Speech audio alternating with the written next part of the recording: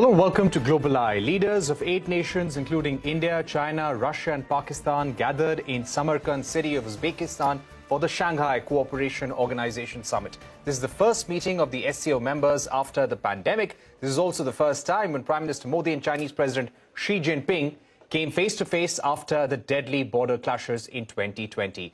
It was also the first time for Russia and China to hold bilateral talks since the Ukraine invasion. China said it will work together with Russia to become great global powers and inject stability and positive energy into a chaotic world. The Russian president thanked China for taking a balanced approach on the Ukraine invasion. Speaking at the summit, Prime Minister Modi said he wants to transform India into a manufacturing hub. There was no bilateral between Prime Minister Modi and President Xi Jinping. However, China supported India as a host country for next year's SCO Summit. We're now joined by Ambassador K.C. Singh, former diplomat and strategic affairs expert, Brahma Chellaney also with us, and we have with us Ash Jain from the Atlantic Council. Thank you very much, gentlemen, for joining us. Brahma Chellaney, if I can begin with you, give us a sense of how you read the big message coming from the SCO Summit, especially from the meeting between President Putin and President Xi. China saying that it wants to make great efforts with Russia to play the role of great powers in guiding the world in this chaotic atmosphere. The big message coming from the Putin-Xi meeting first. I think the Xi Jinping-Putin meeting underscores the new global divide, a new global divide between the Western Bloc and the China-Russia axis. In fact, the SCO symbolizes the China-Russia axis. These two countries were the founders of the SCO, though China increasingly has been in the SCO's driving seat. The SCO itself is a very unusual organization. It's a club of autocracies, with India being the sole exception. India is the only established democracy in the SCO. India, therefore, lends value to the SCO. But to answer your question, the big takeaway from the SCO Summit is that the China-Russia axis may look solid, but it's actually not that solid, because China is seeking to pursue its own narrow interests. It's seeking to build energy security by taking advantage of the fact that Russia is diminishing its gas supplies to Europe, and Europe is cutting off oil imports from Russia, and that allows China to build an energy safety net that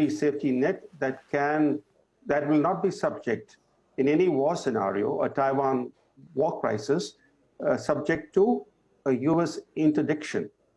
So for China, Russia's troubles are good news to enhance its own economic and military power. And as far as India is concerned in this bigger picture, India wants to serve as a bridge in the new global divide, rather than getting squeezed by both sides. But one can argue that India is already facing a squeeze from both camps. China, as you know, has stepped up military pressure on India, and the US is returning to rearming Pakistan, as highlighted by the New Deal to modernize Pakistan's F-16 fleet. Right. Let me get an Ash Jain. Ash, how do you see messages coming from Putin and Xi? Putin went on to say that there are now new centers of power which cooperate with each other. So how do you see statements coming from Putin and President Xi? Yeah, well, it's been interesting to watch the developments between Putin and Xi Jinping at the summit. Clearly, Putin, in his opening remarks, suggested that there were some differences, particularly between the Chinese and Russian views on Ukraine. He said that he sees and understands that China has some concerns. This was a surprising admission coming from Putin, who wants to project sort of solidarity with China.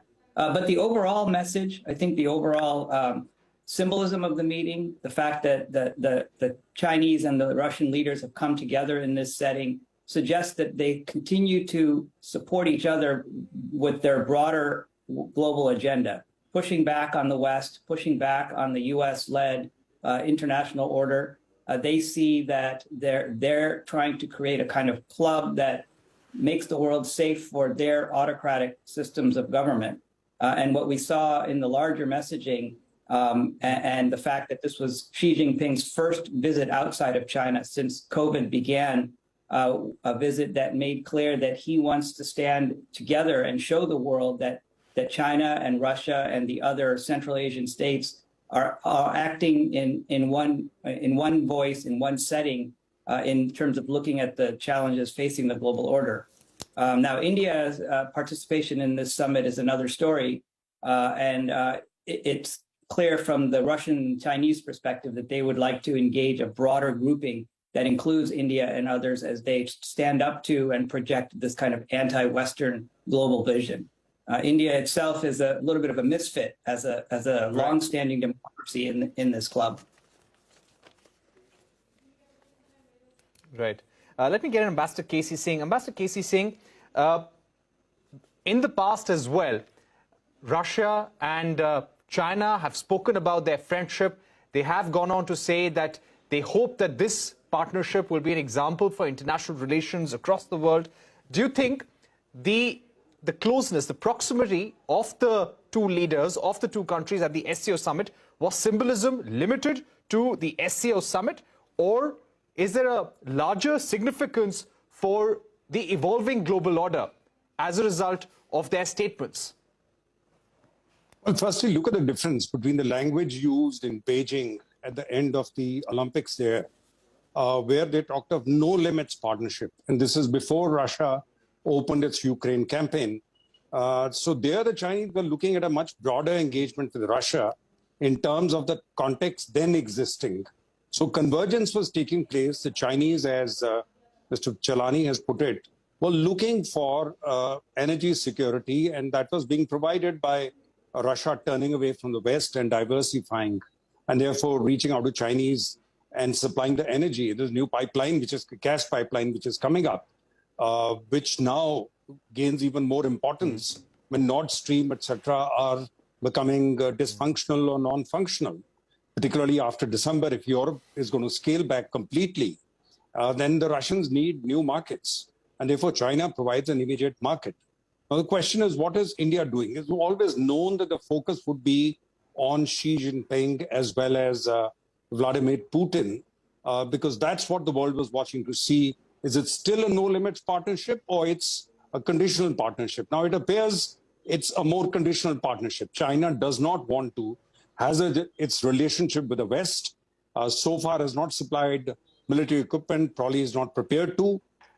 It's willing to give financial assistance indirectly by buying Russian gas and therefore keeping the Russians supplied with foreign exchange. But India comes in because we are the next chair, and therefore the Prime Minister had to be there. And then we'll be able to control the agenda. But even now, the agenda which the Uzbek president had in mind was more energy security, food security. And there seems to be little attention paid to that. All the focus has gone on China and Russia. Now, as far as India is concerned, Prime Minister is talking of India as an innovation hub, supply chain diversification, resilience. Now, how are you going to have supply chain resilience if your relationship with Pakistan is not normal? You know, if Article 370 abrogation is going to upend your relationship with Pakistan to the extent that you can't even meet or the Prime Minister doesn't want to, the two Prime Ministers can't meet the Prime Ministers of India and Pakistan, how are you going to open up the space to India's West? Because Pakistan will not allow you access to Central Asia. You can go via Chabahar and Iran, but certainly Pakistan is not going to open it. And the shortest route is always going to be this way. So therefore, we can talk of resilience, talk of linkages to Central Asia. I don't think they are investment-rich countries in Central Asia who are going to be bringing investment in. So in a sense, there is a slight disconnect between Prime Minister's message and what SCO is all about. SCO was always about security. It was founded 3 months before 9/11. And therefore, it was the concern from Taliban control of Afghanistan which created this, the birth of SCO. And then it has focused on terrorism, on drugs coming out of Afghanistan. But post-2001, when the Americans arrived in Afghanistan, in Kabul, and a West American-friendly government took over, The Chinese then brought in their Belt and Road and expanding the network, and therefore talking of infrastructure diversification. So are we on the same page as the Chinese when we talk about it? No, because the Chinese are looking at CPEC, their communication to the Indian Ocean going through Pakistan, whereas that is not available to you. You are not going to be linked into that. You have shown some interest, but that's not going to work for you. Or they're linked through Central Asia to Europe and the Gulf. All right. So the focus is going there. So where does India fit into it? I don't know. As long as we don't normalize relations with China and Pakistan. Right. So that's an important message. And one of our panelists also said earlier that India was probably a misfit in this setting. Here, the entire focus was on Putin and Xi Jinping, and India, of course, and the Prime Minister making this point about food security, also about how they can help the world with their own startup story as well. But let me get Brahma Chellaney once again. Brahma Chellaney, there was a lot of conversation, a lot of speculation about a possible Modi-Xi meeting on the sidelines of the Uzbekistan SCO Summit. It was widely believed that the disengagement that happened at PP-15 Hot Springs Gogra area along eastern Ladakh was a step in that direction.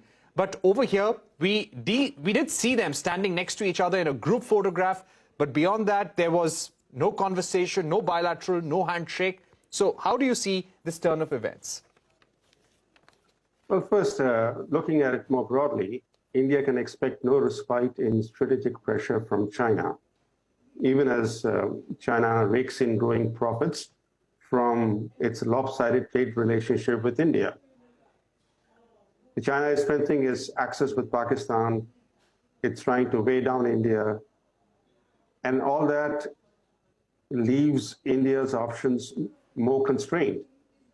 Now, in this bigger picture, whether Xi Jinping and Modi met or not, the bigger picture doesn't change. But it's still possible that there may be a Modi-Xi Jinping meeting this evening because the bilaterals are still going on. And it's possible that we might be surprised with a Modi-Xi Jinping meeting. But even if it were to take place, we should remember that this won't be a meeting that is going to lead to any breakthrough.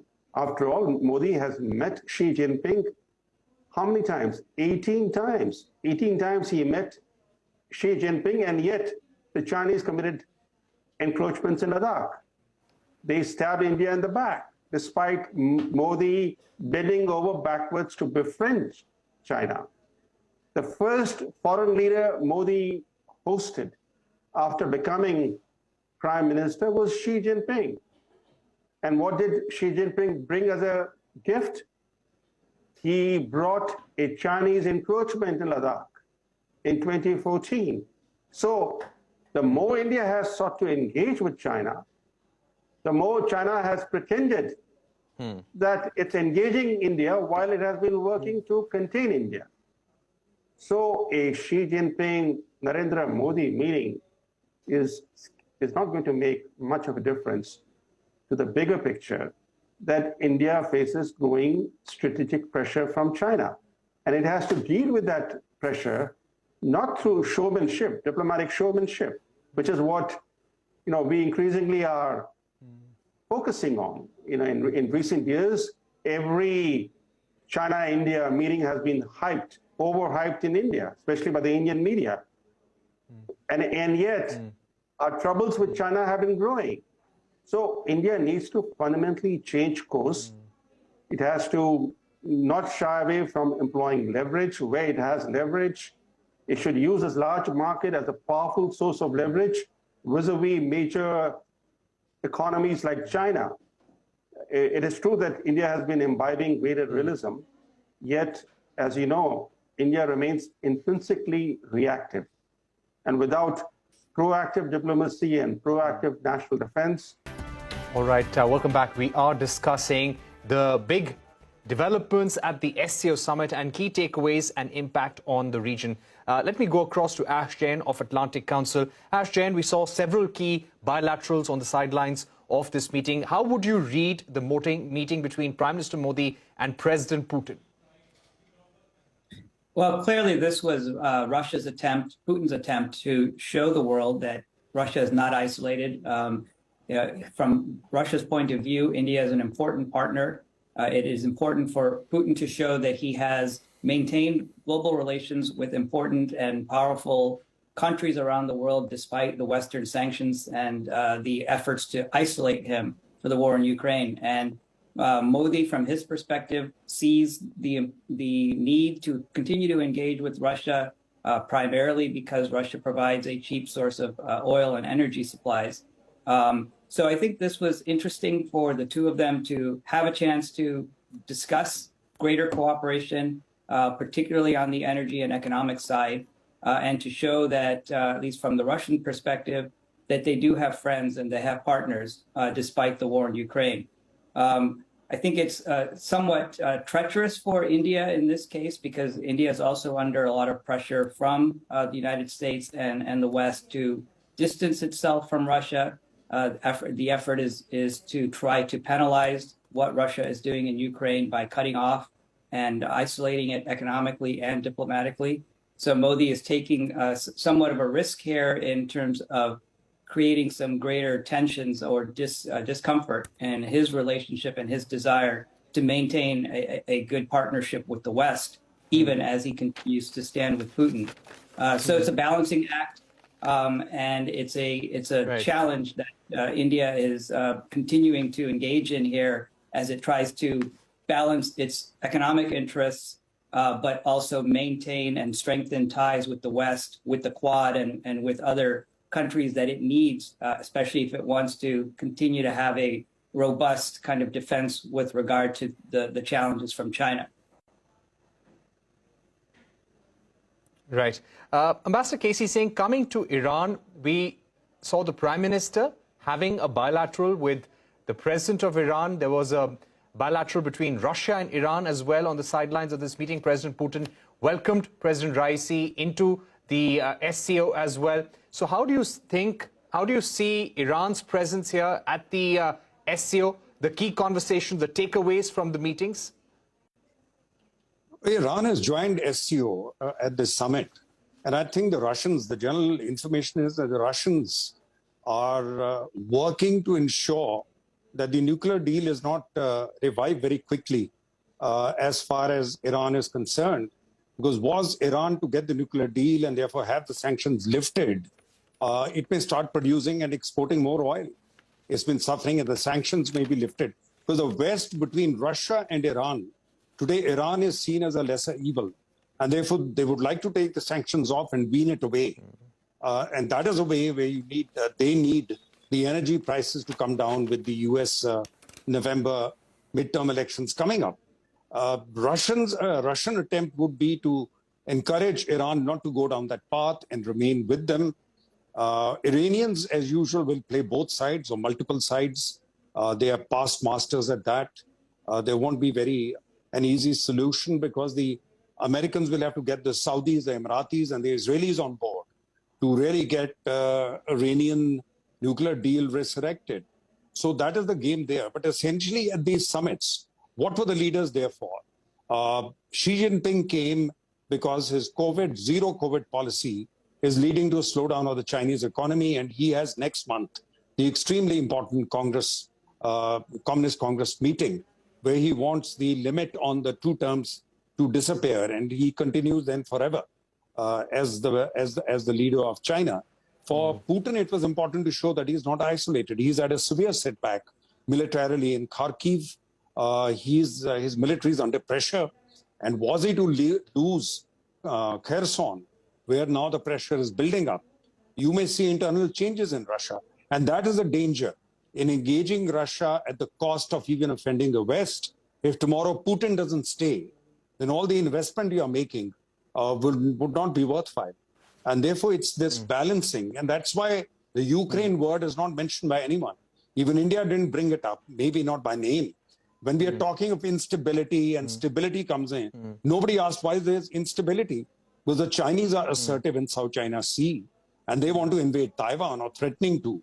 And the Russians started the Ukraine war, which is what has caused the global inflation, which has caused energy prices to go up, and the food crisis, because the wheat produced by Ukraine was stuck there for many months. Nobody is asking that question. That the very guys who are now saying that we are looking for stability are the ones who are causing instability.